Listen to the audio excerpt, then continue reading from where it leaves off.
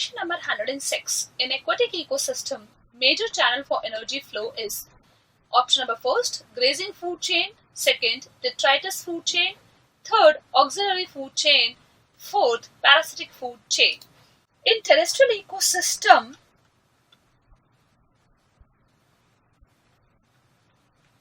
the major channel for energy flow is detritus food chain. So this option is ruled out.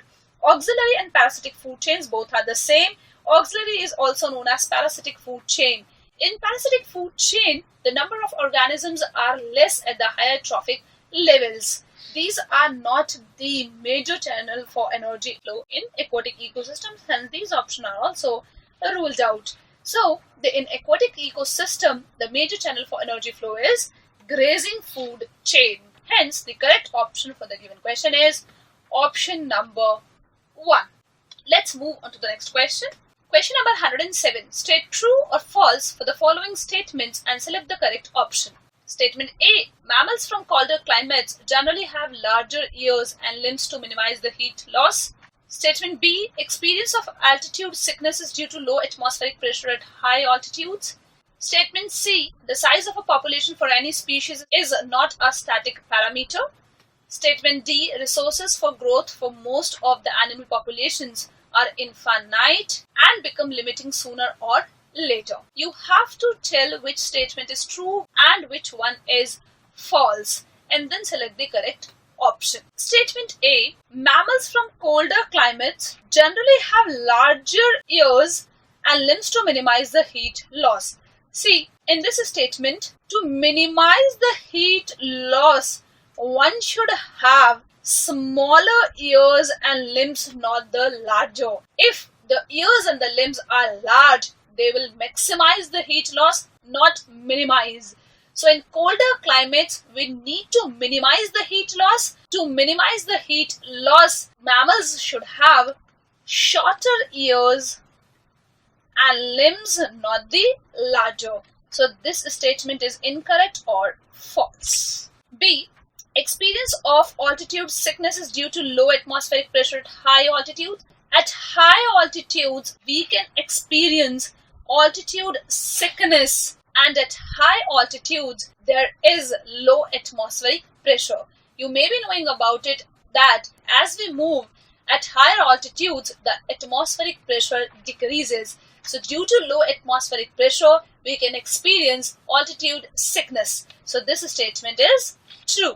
Statement C. The size of a population for any species is not a static parameter.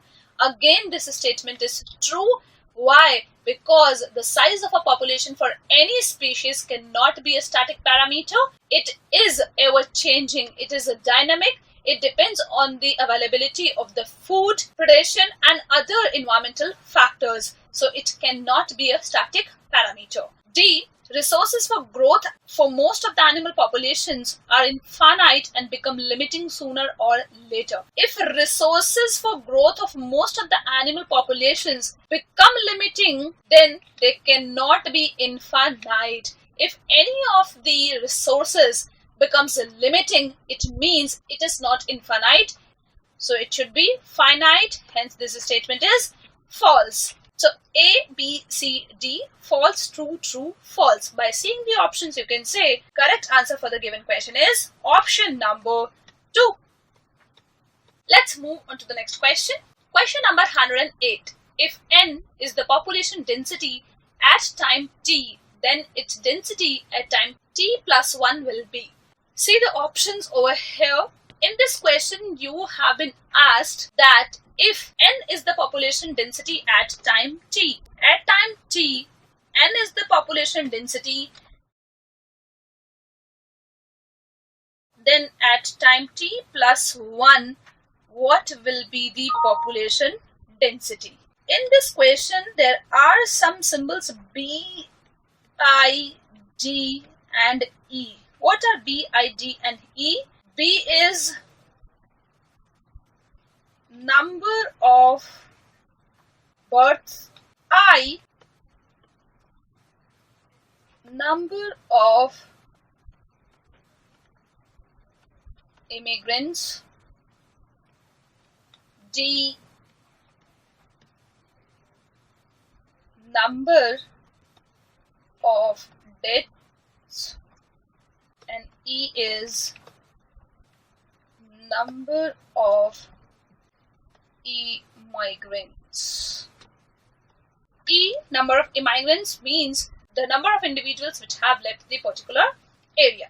So the density at time t plus 1 will be population density at time t plus number of births plus immigrants minus number of deaths plus immigrants. This will give you the population density at time t plus 1. So by seeing the options, you can say the correct option for the given question is option number 2. Let's move on to the next question. Question number 109. Choose the incorrect match regarding population interactions. Here in this column you have given species A, and in this column you have given species B. Minus sign here shows the negative interaction plus the positive interaction or the beneficial. 0 shows the neutral interaction. Option number 1, commensalism minus minus. Second, parasitism plus minus. Third, commensalism plus 0. Fourth, mutualism plus plus.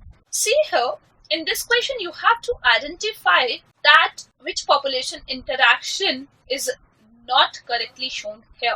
In fourth option, mutualism, both the species are getting benefited from each other. Species A and species B both are mutually benefited from each other, and this is called mutualism. So this is true, as in mutualism it happens that both the species get benefited from each other. For example, lichens, mycorrhiza, you must have studied in your lower classes too. Option number 3, commensalism, species A is benefited and species B has no effect. It is neither benefited nor harmed. One of the species is benefited. The example of commensalism is epiphytes growing on plant.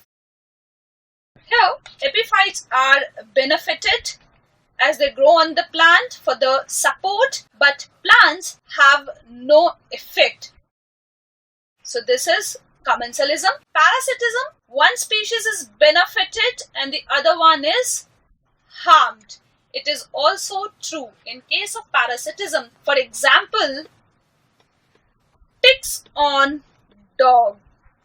Ticks are benefited and dog is harmed. So one species is benefited and other one is harmed. The species which is benefited is called the parasite, and which is harmed is called the host.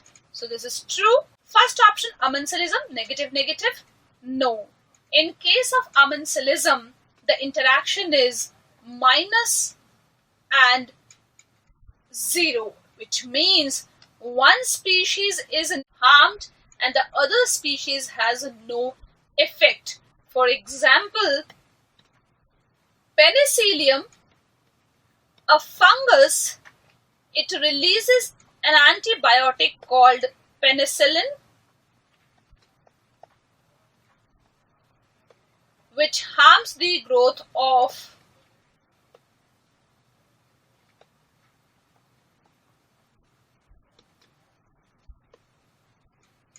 other bacteria. So these other bacteria are negatively affected and penicillium has no effect. So the correct option for the given question is option number 1. Let's move on to the next question. Question number 110. Which of the following statements are correct? Statement A. The entire sequence of communities that successively change in a given area is called sear. Statement B. The natural reservoir of phosphorus is rock. Statement C. Ecological pyramids do not accommodate food web. Option number 1. Only statement A is correct. Second, only statement B is correct. Third, all A, B and C are correct. Fourth, all A, B and C are incorrect. You have to choose the correct option regarding the statements. See, the statement 1 says that the entire sequence of communities that successively change in a given area is called seer. It is very correct statement. Why? Because during succession, the first colonized community is called the pioneer community and the last community is called the climax community. During the pioneer and the climax community, the communities that successively change in the given area are called the seer communities, and these stages are called the seer stages. So this statement is true. B statement, the natural reservoir of phosphorus is rock. This is also correct. Natural reservoir of phosphorus is rock. C, ecological pyramids do not accommodate food web. Yes, ecological pyramids can accommodate food chains, but not the food web.